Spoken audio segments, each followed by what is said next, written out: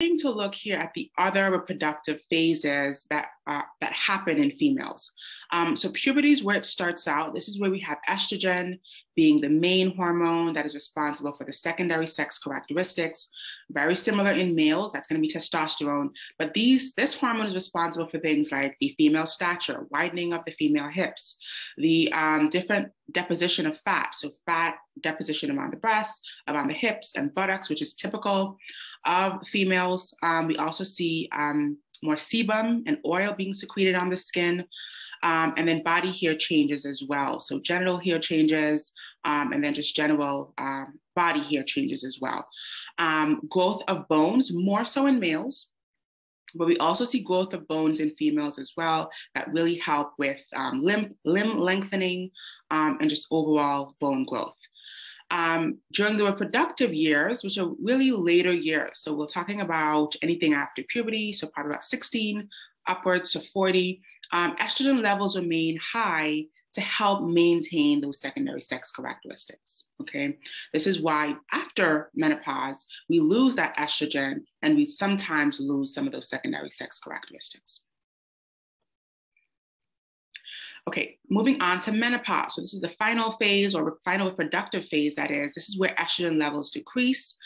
There's reversal of some of the secondary sex characteristics. For example, the thickening of the hair can disappear. The oiliness of the skin will disappear. The fat deposition sometimes disappears. Hot flashes is another thing that is common during menopause. This is an insensitivity to heat, and that is because of the lower levels of estrogen. There's also increased risk for heart attack. So estrogen is actually a protective hormone on heart health. This is why before menopause, that is during reproductive years, women are less likely to have a heart attack, heart disease in general, because of that protective mechanism or property of estrogen. Beyond menopause, women lose that. And so the risk of heart attack and heart disease is the same as is seen with men.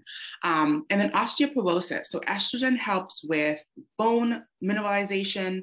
And when we lose that estrogen, we see a lot of bone demineralization, which is where we lose the integrity and the thick network that is seen inside of bone, and those bones become weak and brittle, and this is increased risk for fractures. So a lot of changes that happen hormonally result in some other system changes, such as bone health, heart health, that are seen beyond menopause. Lecture objective 2 here to describe the events that occur during fertilization, implantation, and early embryonic development. So just a little bit getting into pregnancy, what happens after fertilization, and after that embryo is implanted. So fertilization should take place in the uterine tube, but implantation should happen down in the uterus, right? So we can have implantation happen in the uterine tube, which is called a tubal pregnancy and is not good, right? That can be an emergency and life-threatening if that ruptures. But what should happen is it should be fertilized in the uterine tube. The sperm should be introduced into the female tract within 5 days or so before ovulation. There's a plus or minus there within that ovulation window. Sperm can remain viable for 5 days. So there's 5 days on either side of that ovulation, and the oocyte is going to only remain viable for 12 to 24 hours. So a much shorter window for that viable oocyte to be reached by that viable sperm. Once that happens, capacitation is required. So capacitation is the process where sperm go through a series of physical modifications in order to be able to fertilize the egg. At ovulation, fluid movement causes the oocyte to go from the fimbriae all the way down into the uterine tube, so kind of traveling from where it was ovulated from the ovary, it's being picked up by the fimbriae and then swept along the uterine tubes. We also have peristaltic contractions that help to move the oocyte. So the uterine tubes are muscular tubes. They're made of smooth muscle, and they do have that same circular and longitudinal muscle that we've seen in the bladder. We've seen it in the ureters, and it's beating. We see it in the GI tract as well. It's creating this peristaltic movement that helps the oocyte move towards the uterine cavity where implantation should be taking place. We also have cilia. So cilia are those whip-like hairs or hair-like structures that are beating and helping to move that oocyte towards the uterine cavity as well. This entire journey should take about 4 days. And the sperm must meet the ovum within that 4-day period. So the ovum cannot get to the uterine cavity before the sperm has met. Otherwise, it will not be the exact meeting time or meeting point for fertilization to take place. It would have been too late, if you will. It must meet during that 4-day period, somewhere along the uterine tubes. Fertilization takes place, and then they both travel down as a fertilized embryo to be implanted in the uterine cavity. Okay. So really complicated process where we have ovum viable for only a couple of hours, sperm viable for a couple of days, so very short window for fertilization, implantation, and pregnancy to occur. All right, so during fertilization, we've got lots of sperm deposited, so millions of sperm deposited into the vagina. The sperm have their whip-like motion of the tail, so that is also helping them to move up into the uterus, out throughout the uterine tubes. So really the sperm have quite a ways to go in terms of the journey out to meet the egg in the uterine tube. They last for approximately 5 days, as we said, and only a handful comparatively, so millions are deposited, only a couple hundreds actually make it in their fully viable state all the way to the uterine tubes and have the opportunity to fertilize the egg. So they have to go this process of capacitation. Okay, otherwise they cannot fertilize the oocyte. And capacitation is where their tail movement helps them travel. The plasma membrane is modified or shifted such that the acrosome can actually pierce that oocyte, and the chromosomal material can fuse, and we have fertilization taking place. So the sperm must undergo that capacitation as it's traveling in the reproductive tract in order to be successful at fertilizing the ovum once it arrives in the uterine tube. All right, so let's pause there for a few questions, see what questions we have about that, and then we'll keep going with our final objective here, really getting a little into the hormones that we introduced on Friday, estrogen and progesterone, and how they are secreted during pregnancy. So these are the main hormones that help to maintain the pregnancy, especially progesterone, but then estrogen is also playing a role, and they're doing this because of their negative feedback. So we'll touch on that a little bit as we go forward. So someone's asking here, is the sperm plasma membrane altered during capacitation for the oocytes? Yes, that is correct. That is true. So it's altering the sperm plasma membrane in order for it to appropriately permeate the oocyte plasma membrane and successfully fertilize. Okay. So capacitation is a process that the sperm go through to make them ready for fertilizing the egg, not so much the egg. The oocyte, I keep saying egg, but it's the oocyte.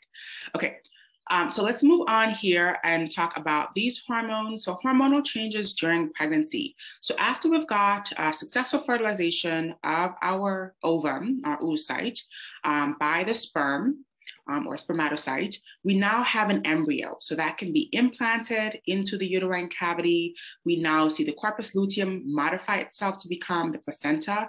And we see the hormones that were created in luteal phase. So remember, the corpus luteum was secreting estrogen and progesterone. That was maintaining the initial stages of the pregnancy. Those hormones are going to be handed over to the placenta. So the placenta is now going to release those hormones that will kind of take over the rest of the journey for the entire pregnancy. And these hormones stay high during the entirety of pregnancy, and they crash down at the end of pregnancy, which is parturition or birth. Okay, these are what are responsible for all the changes that we see during the first trimester, some of the later changes that we see as the uterus gets ready to expel that fetus, the uterine contractions, the stretching of the ligaments, all of that is being facilitated by these two hormones, including breast changes, which we'll talk about here. So estrogen is responsible for growth of duct tissue in the breast. Prolactin secretion, prolactin is going to help to hold off lactation It's going to help make the milk, but it's going to help hold off lactation until birth. Growth and enhance contractile responsiveness of the smooth muscle in the uterus. So really preparing that smooth muscle of the uterus for parturition or birth, really enhancing the contractility of the smooth muscle of the uterus. And then oxytocin is another hormone that helps with those changes in the uterus as well. Progesterone, similar structure, similar functions rather here, growth of the breast, so rapid expansion of the glandular tissue in the breast, maintenance of the secretory phase of the uterine contractions, and then suppression of contractile activity of the smooth muscle in the uterus. So kind of holding some of the contractile activity off until parturition is ready. So while estrogen is helping the smooth muscle get strong enough to sustain those contractions, progesterone is kind of delaying those contractions because that could result in a miscarriage if those happen too early or too regularly. And so that is kind of delayed until birth under the influence of progesterone.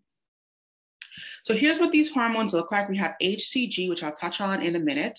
HCG is being secreted by the corpus luteum in the initial phases of the pregnancy. It's also one of the hormones that we use to test for pregnancy in the initial stages.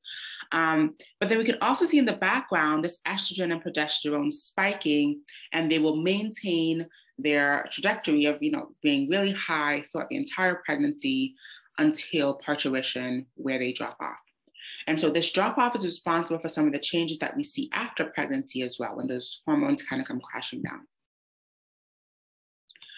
Okay, touching on HCG here, this is secreted from the placenta, starting out from the corpus luteum. So remember, the corpus luteum is kind of that initial structure that would have regressed if this ovum was not fertilized, but because it was fertilized, it's going to become the placenta and take over that role. So it's going to secrete that HCG. And that is what we pick up in a urine pregnancy test or even in a blood pregnancy test, because it is in both urine and blood. The corpus luteum also continues to secrete that estrogen and progesterone for the first couple months. And then, as I mentioned earlier, the placenta takes over and sustains that for the rest of the pregnancy. Progesterone is playing a special role in that it is inhibiting GnRH, LH, and FSH release, which is really preventing that LH surge. We talked about this last time we met, that these hormones are preventing a new ovulatory cycle. They're preventing a new follicle from being developed, a new Graafian follicle, that is, a new oocyte from being ovulated. They're preventing a whole new cycle from coming about because of that negative feedback onto GnRH, which is the hypothalamic hormone, and onto LH and FSH, which are the anterior pituitary hormones. So having that negative feedback is what prevents another cycle from happening during pregnancy. I touched on this a bit earlier. This is also the mechanism that is leveraged with the use of birth control by basically tricking the body into thinking it's already pregnant with the sustained high levels of both of these hormones. All right. Okay, so that is all as far as material that we're going to cover today, which is just finishing up the reproductive system in females. What I'm going to move on to now is just some general review. And to save us on time, I've actually, I have images instead of drawings, just so that we don't spend too much time drawing. And so I think we can squeeze in a few practice clicker questions and then look at some of the review drawings that I have at the end. I will include all the drawings with today's recording. So if you miss anything, you can feel free to look back at the drawings from today. Okay, some really interesting questions here. If you have twins or more than one fetus, does the amount of hormone production and release increase? Absolutely, absolutely, and absolutely. So that is yes. Great question. If you have twins, you have twice the amount of HCG.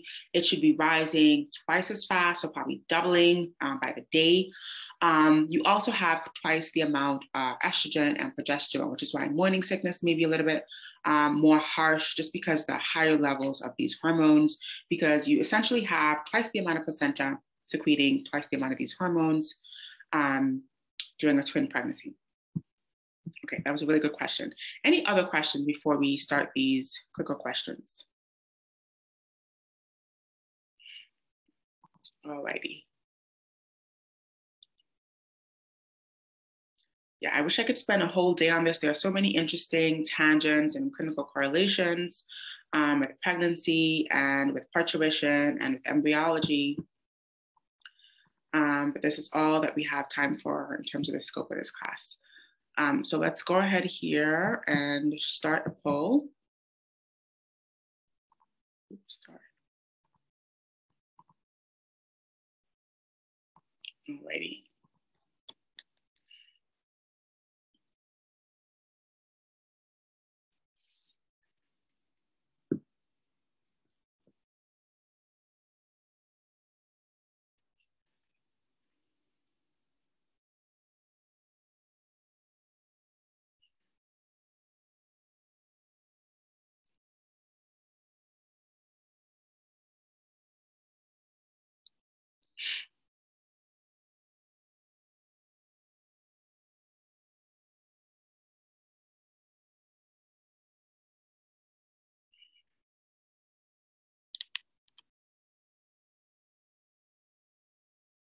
All right, last 10 seconds.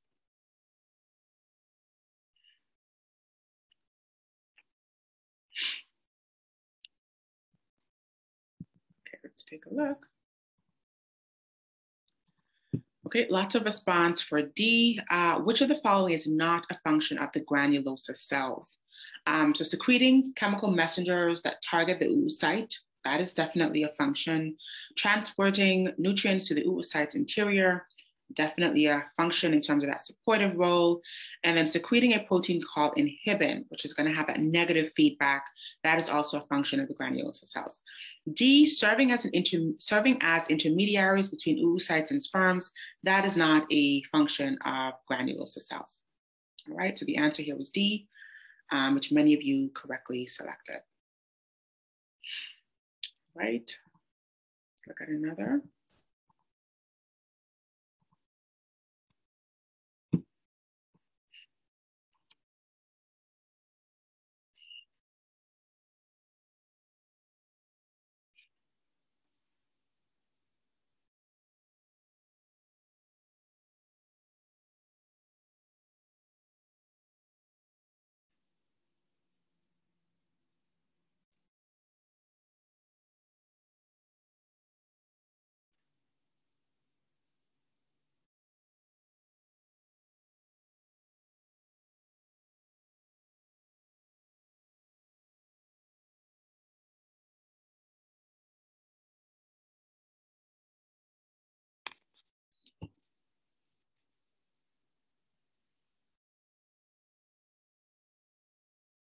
All right, last 10 seconds here.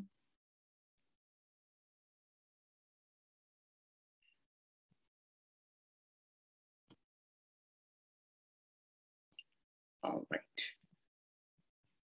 Oh, so there was a split response here between C and D. So let's see. During which phase of the uterine cycle does uterine tissue begin to renew itself in preparation for possible pregnancy?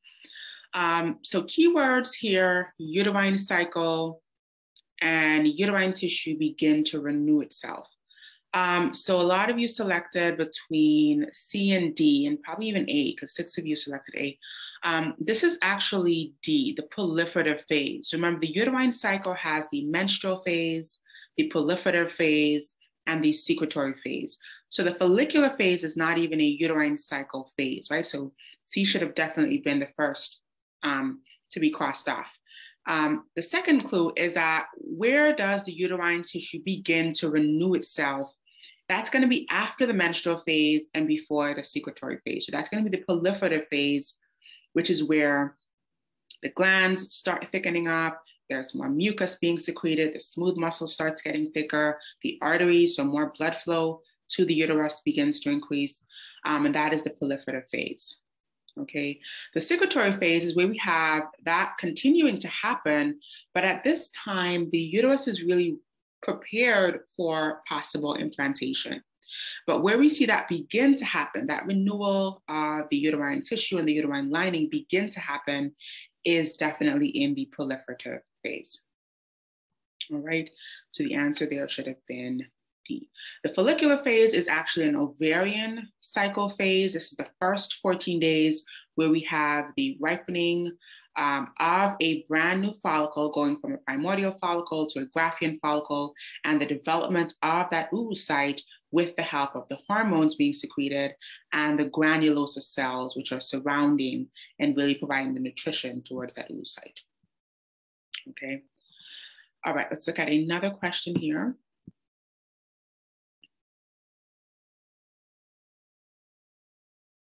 Oops.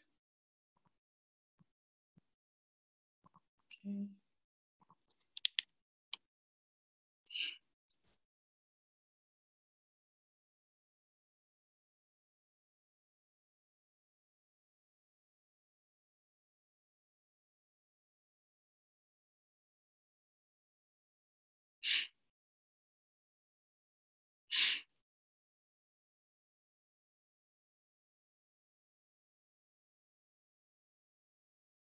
All right.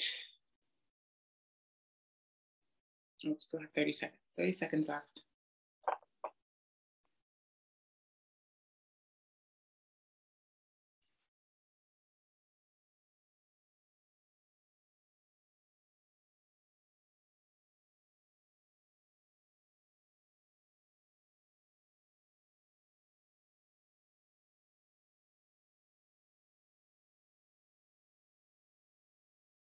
Okay, let's see.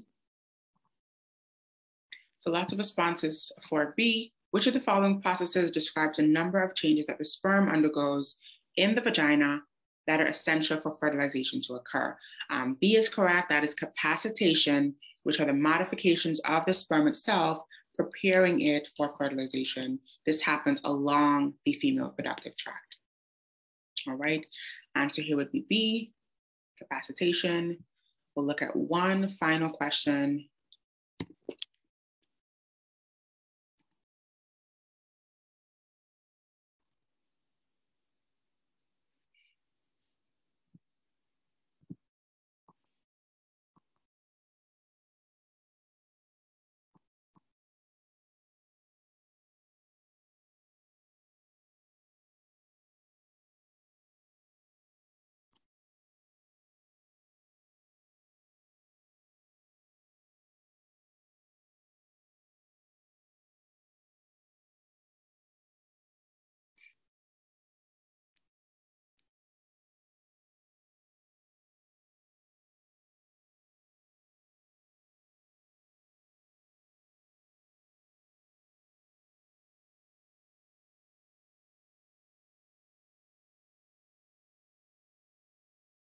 All right, last 10 seconds.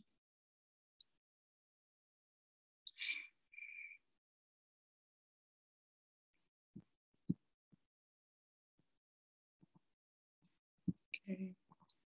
So lots of response for A. Which hormone combination is secreted during pregnancy and blocks the formation of milk until after parturition?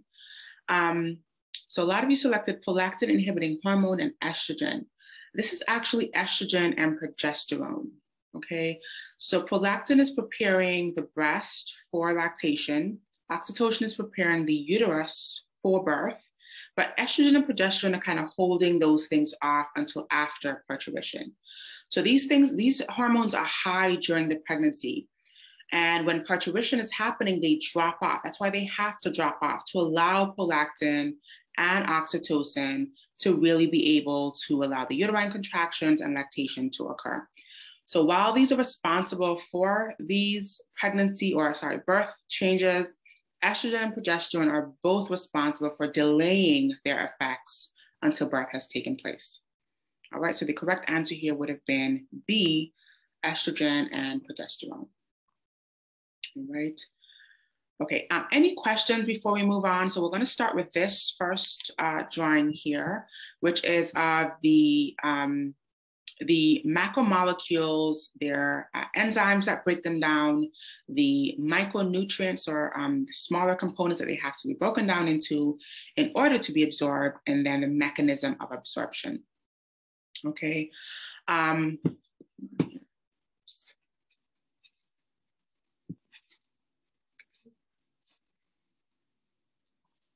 apologize, my clicker disappeared there. All right, so we're looking at carbs to start. Carbs are broken down by amylase. This starts in the mouth, in the oral cavity. And then they must be broken down into monosaccharides. So that's glucose or galactose or fructose, although it's not here, in order to get into the cell and to be absorbed. Across the apical surface, they are absorbed by secondary active transport. Across the basolateral surface, we have the sodium-potassium pump, which is primary active transport, and they can cross by facilitated diffusion, right? So that's what's happening on the basolateral surface. As far as proteins, proteins are activated in the intestines by enterokinase. Protein digestion actually starts in the stomach, but most of that digestion happens in the small intestines. So we have the proteases, right? Remember about all these proteases, which are in the zymogen granules. So we talk about these granules that are stored in the pancreas. These are the inactivated form of these proteases ending in GEN. And then once they enter the lumen, trypsin is activated by enterokinase, and then trypsin can be used to convert the other proteases to their active form. So that's chymotrypsinogen to chymotrypsin, carboxypeptidase, and so on. Now, in terms of absorption, they must be broken down to amino acids or peptides. Amino acids, in order to cross both our membranes, so both our apical surface along with our basolateral surface. But we can have peptides cross the apical surface, and they do so by secondary active transport. But if it is an amino acid, it's going to cross both surfaces by facilitated diffusion. So amino acids can get into the cell by facilitated diffusion across the apical surface. They can get across the basolateral membrane by facilitated diffusion as well. Lastly here, fats. So fats need a couple of things in order to be broken down. They need the enzyme lipase, also coming from the pancreas, but they also need bile salts to be emulsified. So bile salt, these amphipathic molecules come in. They help to break the large fat globules into small fat droplets. This is called emulsification. From there, lipase can attack all surfaces of that fat droplet and can break it down into monoglycerides and fatty acids. From there, we can uptake fatty acids, simple diffusion into the cell. We can repackage them in the SR into triglycerides. We can also send them to the Golgi apparatus to be packaged into chylomicrons, and then they can be exocytosed from the cell, and they can move into the lacteal, which is the lymphatic capillary, and not the blood, right? Remember, fats don't get absorbed into the bloodstream. Rather, they get absorbed into our lymphatic capillary at the center of the villus, which is the lacteal. All right. I apologize, my icon just disappeared. It's doing that, okay, sorry. All right. Any questions on absorption? So this is a nice quick summary table. All the molecules we talked about, how they are absorbed, the enzymes responsible, and what they must be broken down to in order to be absorbed. Another important thing I'll review here are the stomach cells, their secretions, and their functions. So these are all the cells located in the gastric pits or gastric glands. So those deep invaginations found in the stomach, that have several cells lining them. So we've got chief cells in there. Chief cells secrete pepsinogen. Pepsinogen is the inactive form of pepsin. Remember, protein digestion starts in the stomach with the help of this pepsin. In order for that pepsin to be activated, we need hydrochloric acid. So hydrochloric acid must be released from the parietal cells. Remember to go over that mechanism we talked about, carbonic anhydrase, catalyzing the reaction where that is converted, where water and CO2 is converted to carbonic acid. That will then dissociate into bicarbonate that can be exchanged across the basolateral surface for chloride. And then we have hydrogen ions leaving across the apical surface in coordination with potassium. Okay, so go over that mechanism, how acid is released. But when that acid is released, it is used to activate pepsinogen into pepsin, and then it can start working on that protein in the stomach. As far as parietal cells, they release acid. That's necessary for the activation of pepsin. It's also necessary for an immune function to protect the stomach, any bacteria, any pathogens, helping to break those things down or degrade those things. And then parietal cells also release intrinsic factor, which is really important for absorbing vitamin B12, one of our water-soluble vitamins. The G cells or other cells located in the gastric pits, they secrete gastrin. Gastrin is responsible for increasing acid secretion, as well as increasing stomach motility. So increasing the activity of the stomach to really mix and mulch those contents, that chyme, as well as releasing the acid to help with the breakdown, activating pepsinogen, etc. Lastly, the neck cells secrete mucus, and you can add bicarbonate here. So bicarbonate is also added here. It should be mucus and bicarbonate. These two things help to coat the stomach lining and act as a protective mechanism against the acid that's in the stomach that's being released. All right. So really important there, the functions of the stomach cells, kind of keeping them organized, keeping them straight. I'm actually going to add bicarbonate here.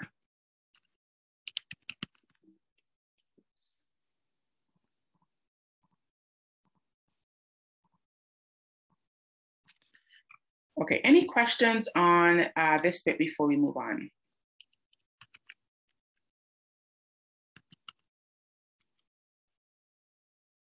All right.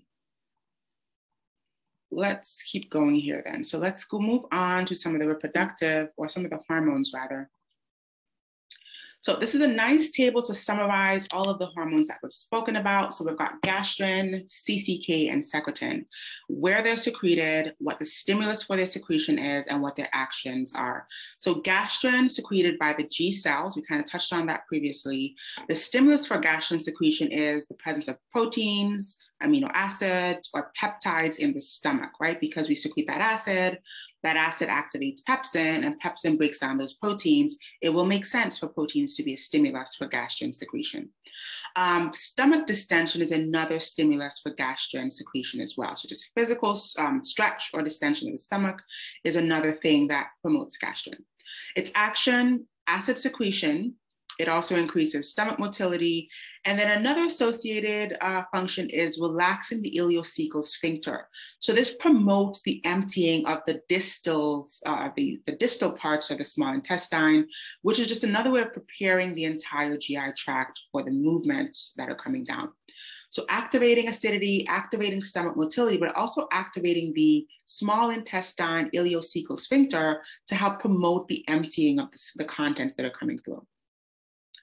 CCK released from the duodenum and jejunum. Remember, it's a hormone, so it's not going to be released directly into the lumen. It's going to be released into the blood, but it's going to promote its action that way. So it's going to be stimulated by the presence of fats, proteins, or even protein byproducts, so peptides or amino acids in the duodenum.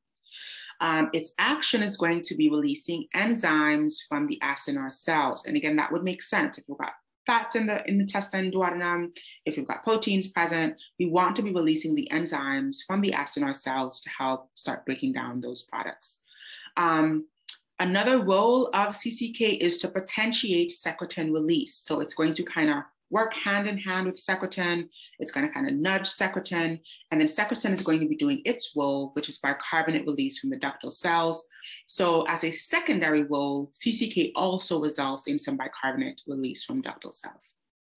Last two roles here is that it helps with gallbladder contraction and relaxation of the sphincter of Oddi.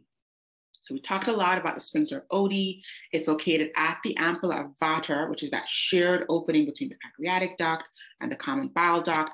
And so relaxing that sphincter to allow for flow, but also contracting the gallbladder to allow for release of bile is a role of CCK. Secretin is released from the duodenum and jejunum. Its stimulus is going to be acid, right? Because its main action is bicarbonate release, its main stimulus is going to be excess acidity coming down from the stomach in the duodenum. Its function, bicarbonate release from the ductal cells. It's also going to be potentiating CCK. So it's going to nudge CCK. CCK's role is for enzyme release from the acinar cells. So that would be a secondary role of secretin as well. And then as far as bile, it's going to result in bile secretion from the liver. So together, CCK and secretin help with that bile flow into the duodenum. All right. Okay. Any questions on this content? So the hormones that we talked about, I don't have them here for review, but please also go over the 3 phases of intestinal control. So the cephalic phase, the intestinal phase, the stomach phase. Also go over the long and short pathways. So we drew those out before. Those are things to go over as far as the GI system as well. Okay, and then the layers of the GI tract. Again, I'm not going to go over that, it's a bit repetitive, but we drew that out. So make sure you go over the layers of that GI tract. You know what's in each layer and you know the functional properties of what is in each layer. So we're going to switch gears and talk about some reproductive review here, just starting out with reproductive, sex differentiation and sex determination. So those 2 processes that happen. We'll start with sex determination first. So what it is that determines the sex of a fetus, it is the chromosomes. So the chromosomes from males being an XY, the chromosomes for females being an XX. So essentially it's your father, your paternal contribution that determines what your sex will be. If your father deposits a Y, you become a male. If your father deposits an X, you become a female, because females can only give X's, but males can give X's or Y's, right? Really interesting. The specific region of the Y that is responsible for male development is called the SRY gene. The SRY gene is a part of the Y chromosome that codes for, remember, genes code for proteins, codes for a protein called TDF, testis determining factor. Once that gene is present and it codes for this protein, TDF, it results in testis development, and testosterone starts being secreted with the development of the testes. So that is the determination of sex. Then we move on to the differentiation. This happens beyond the 2-week period, right? Beyond the 2 week of that embryo being fertilized. This is where the testosterone starts being developed by the developing testes, and testosterone is going to permeate the Wolffian duct structures. The Wolffian duct gives rise to the seminal vesicles, the prostate, the ejaculatory duct, the vas deferens. All of those male reproductive tract structures are products of the Wolffian duct. We also have MIH being secreted. MIH is Müllerian inhibiting hormone. That is going to help the female structures regress. So it's going to help the Müllerian duct structures regress. The Müllerian duct structures are structures that would otherwise become the vagina, the uterine tubes, the uterine cavity, all of those structures that are responsible for the female reproductive tract. So if there's no testes present, because there was no Y chromosome with no SRY and no TDF, then we have the development of the Müllerian duct structures, the Wolffian duct will regress, and then the resulting female anatomy will start to develop. Okay, so essentially the default option is female, and then if we have the presence of the Y chromosome, we can kind of kick that off into a different route, and then we can have the Müllerian duct structures regress and the Wolffian duct structures persist. As far as males, just kind of organizing the cells and the structures here, males have testes develop, the testes result in spermatocytes, and the mature structures are sperm. We've got 2 types of cells, Sertoli cells, which are lining the seminiferous tubules. They're responsible for supporting the male development, supporting sperm development, as well as secretion of inhibin, which is the negative feedback of the cycle. The Leydig cells, these are the cells that are actually in the interstitium of the testes. These are the ones that secrete testosterone. That testosterone has a negative feedback effect onto the hypothalamic and pituitary hormones, but it also has a role to play in spermatogenesis. So testosterone from the Leydig cells helps to stimulate spermatogenesis of the Sertoli cells. Females have somewhat similar structure. So we've got ovaries, also pair, just like in males. They have oocytes, which are the cells, the gametes, the sex cells. And then these mature into an ovum, which is the mature female structure here. They also have two associated cells, so the granulosa cells, which are helping with oocyte development, helping with nutrition of the oocyte, helping to form that follicle, helping with inhibin secretion. And then we have the theca cells, which secrete estrogen, and estrogen is also supporting that oocyte development. Looking at the 3 phases of male reproduction here. So something I don't think we went through in much detail, but just organizing it in a simple way. We've got 3 phases of the male sexual response. We've got the erection, which is controlled by the parasympathetic nervous system. This is stimulated by the mechanoreceptors in some of the erogenous zones, as well as the erectile tissue in males. The second phase and the third phase are both controlled by the sympathetic division of the nervous system. So that is going to be emission. This is when we have the traveling or the transport of sperm into the urethra, right? Really into the distal parts of the urethra, the membranous and spongy urethra. We also have the fluids that are added. So the prostatic fluid, the seminal vesicle fluid, and the bulbourethral gland fluid. All of that adds to the sperm that's in the tract, and that collective product is known as semen. The third phase being the final phase, the ejaculatory phase, also sympathetic nervous system. That is when we have the movement of semen out into the urethra and deposition into the female reproductive tract. Last table here I want to go through is going to be on the cells and their products, what they're influenced by, and the feedback mechanism. So you would have talked about the Sertoli cells secreting inhibin. They're influenced by FSH from the anterior pituitary. They're also receiving influence from testosterone that's coming from the Leydig cells. Now, inhibin is going to have a negative feedback onto FSH and LH. Okay, so it's going to shut those things off as the spermatogenesis is happening and the sperm is developing. Leydig cells secrete testosterone. They're mainly influenced by luteinizing hormone. They also have a negative feedback onto hypothalamus and pituitary.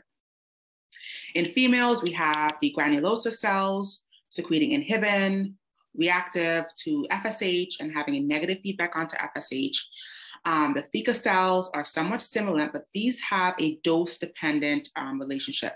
So we talked about the late follicular phase where we have a positive feedback event that results in a spike of LH that results in ovulation. So a very short time in this cycle do we have a positive feedback event, but the other parts of the cycle, it is a negative feedback. And then lastly here, corpus luteum, estrogen and progesterone release, mainly influenced by LH, but can have a little bit of influence from FSH as well. And then it has a negative feedback onto both of these hormones, FSH and LH. Okay, so just a way for you to organize that.